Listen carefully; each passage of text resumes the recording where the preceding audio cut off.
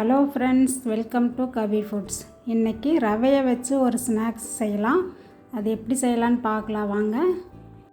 நான் 1 கப் வெள்ளை ரவை எடுத்துருக்கிறேன். இதை நம்ம மிக்சியில் சேர்த்து நல்லா பவுடராக அரைச்சி எடுத்துக்கலாம். இதை இப்போ மிக்சி ஜாரில் சேர்த்துட்டு நல்லா பவுடராக செஞ்சு எடுத்துக்கலாம். இந்த மாதிரி பவுடர் பண்ணி எடுத்துகிட்டு அதுக்கப்புறம் நம்ம இந்த ஸ்நாக்ஸ் செய்யும்போது நல்லா கிறிஸ்பியாக நல்லாயிருக்கும். இப்போ அரைச்சதை ஒரு பவுலில் சேர்த்துக்கலாம். இப்போ நான் ஒரு 5 காஞ்ச மிளகாய் எடுத்துருக்கிறேன். அதை தண்ணியில் போட்டு 1 மணி நேரம் ஊற வச்சுருக்கிறேன். இதை மிக்சி ஜாரில் சேர்த்துடலாம். இது கூடவே ஒரு 5 பல் பூண்டு சேர்த்துட்டு கொஞ்சம் தண்ணி விட்டு இதை நல்லா பேஸ்ட்டாக அரைச்சி எடுத்துடலாம். மிளகாயை கொஞ்சம் நேரம் தண்ணியில் சேர்த்துட்டு அரைக்கும்போது நல்லா அரைபடும். இப்போ இதை அந்த ரவையோடு சேர்த்துடலாம். இனி இந்த மாவுக்கு தேவையான அளவுக்கு உப்பு சேர்த்துக்கலாம். அது கூட 1 டீஸ்பூன் பெருங்காயத்தூள், கொஞ்சம் கருவேப்பிலை கட் பண்ணிவிட்டு பொடியாக கட் பண்ணி அதையும் சேர்த்துக்கோங்க. இனி இது கூட 1 டேபிள் ஸ்பூன் அளவுக்கு நல்லா சூடான எண்ணெய் சேர்த்துக்கலாம். அதையும் சேர்த்து பிசைஞ்சுக்கலாம். சூடான எண்ணெய் சேர்க்கும்போது நல்லா கிறிஸ்பியாக இருக்கும், அதுக்காக அதை சேர்த்துருக்குறேன். இப்போ இது எல்லாத்தையும் நல்லா கலந்துட்டு கொஞ்சம் கொஞ்சமாக தண்ணி சேர்த்து நம்ம அந்த சப்பாத்தி மாவு பதத்துக்கு பிசைஞ்சுக்கலாம்.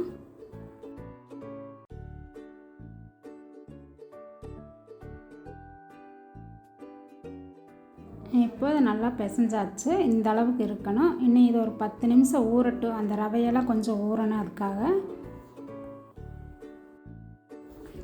இப்போ 10 நிமிஷம் ஆயிடுச்சு. இது ரவையெல்லாம் நல்லா ஊறி மறுபடியும் கூட கொஞ்சம் திக்காயிடுச்சு.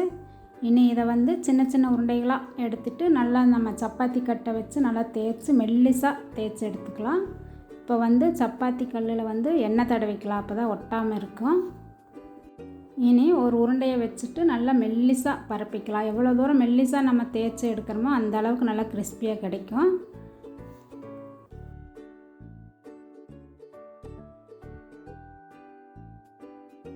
இப்போது நல்லா தேய்ச்சாச்சு. இனி இந்த ஓரத்தை கட் பண்ணி எடுத்து அந்த மாவு கூடவே சேர்த்துட்டு நம்ம மறுபடியும் தேய்ச்சிக்கலாம். இப்போ அந்த ஓரத்தை கட் பண்ணதுக்கப்புறம் உள்ள குறுக்கால் கட் பண்ணி எடுத்துக்கலாம். சின்ன சின்ன பீஸாக நம்ம வேண்டிய டிசைனில் கட் பண்ணி எடுத்துக்கலாம். இதுலேயும் நம்ம சின்ன பீஸாக கட் பண்ணி எடுத்துக்கலாம்.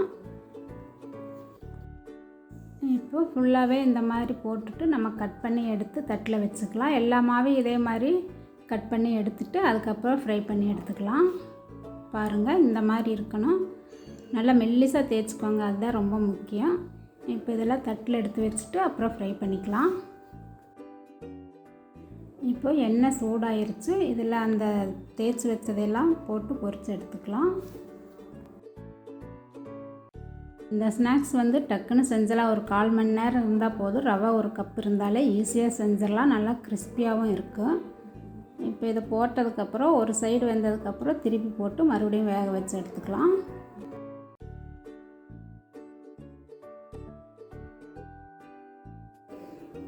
இப்போது நல்லா வெந்துருச்சு. இனி இதை எடுத்துடலாம்.